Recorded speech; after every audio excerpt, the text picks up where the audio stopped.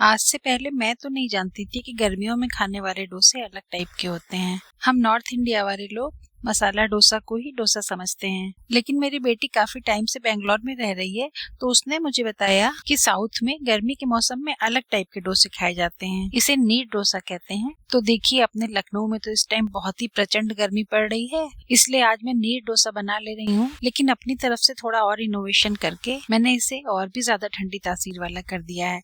तो ये रात भर भिगोए हुए चावल हैं, वही सिंपल चावल जिसे हम अपने खाने के लिए रोज बनाते हैं। इसे हमें मिक्सी में डालकर बारीक पीस लेना है। और ये जो चावलों का रात भर का भिगोए हुआ पानी है, इसे फेंकने की भूल बिल्कुल भी मत करिएगा। मैं बताती हूँ अभी इसका क्या करना है।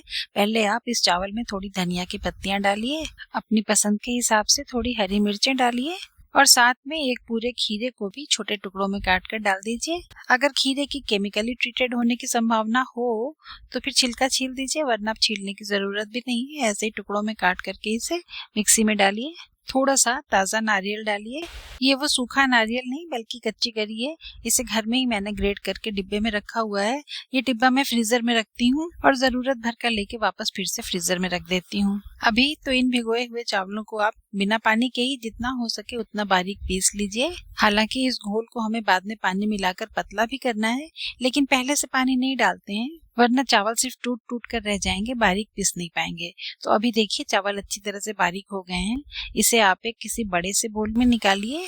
बड़े से इसलिए क्योंकि इस घोल को हमें अभी भरपूर पतला करना है। तो पहले तो मिक्सी में ही पानी डालकर थोड़ा सा इस बोल में डाल दीजिए, फिर चम्मच से चलाकर इसकी कंसिस्टेंसी देखिए। अभी तो कुछ भी पतला नहीं हुआ है, अभी इसमें हमें बहुत पानी डालना है। लेकिन बहुत का मतलब ये नहीं कि आप एक साथ ही इसमें एक आधा लीटर पानी डाल दीजिए। थोड़ा थोड़ा करके पानी डालते जाइए, कंसिस्टेंसी चेक करते जाइए। और हाँ, हमें इसमें थोड़ा नमक भी डालना है। तो मैंने शेफ भूपी से सुना है, वो कहते हैं अपने बीपी के अनुसार नमक डालिए और अच्छी तरह मिक्स कर लीजिए। जब इसका नाम ही नीर डोसा है तो नीर यानी कि पानी की मात्रा तो अच्छी खासी होगी ही। और फैक्ट ये है कि इतने ज्यादा पानी में बनी हुई ये रेसिपी आपको काफी देर तक हाइड्रेट रखती है। साथ ही आपको इसमें कार्ब्स, माइक्रोन्यूट्रिएंट्स और विटामिन्स के साथ साथ प्रोटीन भी मिलेगा।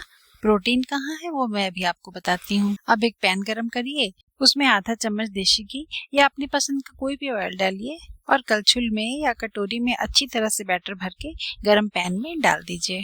नीचे से उठा उठा कर मिक्स करते रहिएगा, क्योंकि चावल भारी होते हैं ना, तो अक्सर ऐसा होता है कि अगर आपने देर तक बैटर छोड़ दिया तो वो नीचे बैठ जाते हैं। अब यहाँ पर एक जरूरी काम और भी करना है कि थोड़ा सा हाथ रोक कर आप मेरी वीडियो को लाइक भी कर दीजिए।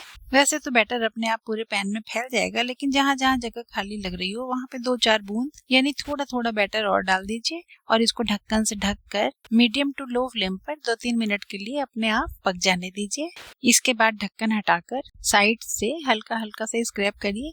डोसा पक जाएगा तो खुद से ही किनारे छोड़ देगा और आप इसे आसानी से पैन में से निकाल लेंगे।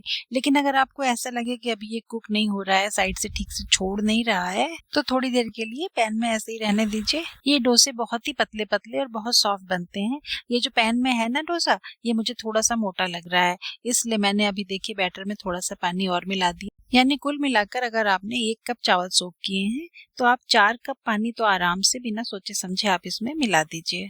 इतनी देर में ये डोसा कुक हो गया और देखिए कितनी आसानी से पैन में से निकल आया है। ये बहुत अच्छी तरह से पक चुका है और इतना पतला है ना कि एक ही बार में दोनों साइड अच्छी तरह से पक जाती हैं, तो आपको फ्लिप करने की कोई जरूरत नहीं है। पैन में फिर से 1-2 बूंद घी डालिए और फिर से थोड़ा सा बैटर डालिए। देखिए इस बार बैटर अच्छी तरह से पतला हो चुका है।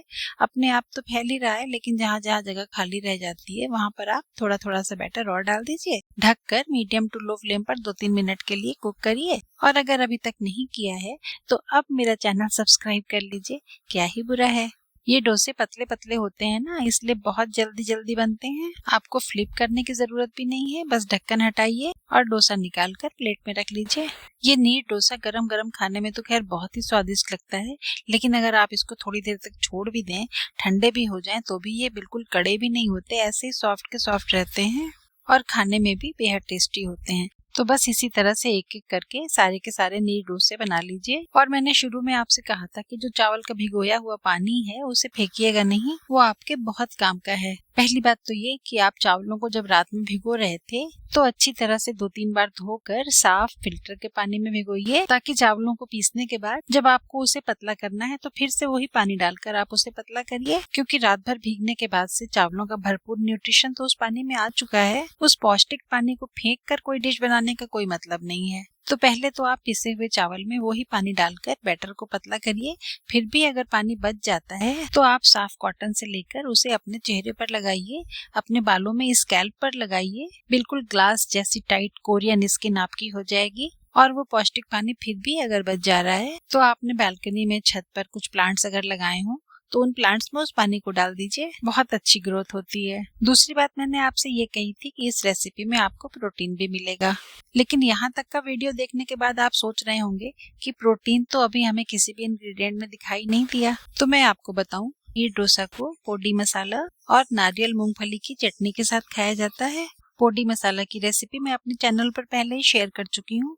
उसमें भरपूर दालें और पीनट्स होते हैं जो कि आपको अच्छा खासा प्रोटीन प्रोवाइड करते हैं। साथ ही नारियल और मूंगफली की चटनी भी प्रोटीन से भरपूर होती है। तो भीषण गर्मी के दिनों में जब कुछ भी खाने का मन ही नहीं होता है, ये बिल्कुल लाइट सा नीर डोसा पोडी मसाला यानी कि गन पाउडर और मूंगफली की चटनी के साथ खाइए। आपको अपनी बैलेंस डाइट के हर तत्व भी इसमें मिलेंगे, भूख भी मिटेगी और हाइड्रेशन भी मिलेगा। तो बस आज ही ये रेसिपी ट्राई कीजिए। अपना फीडबैक मेरे साथ जरूर शेयर कीजिएगा। हम फिर मिलते हैं। Bye, take care.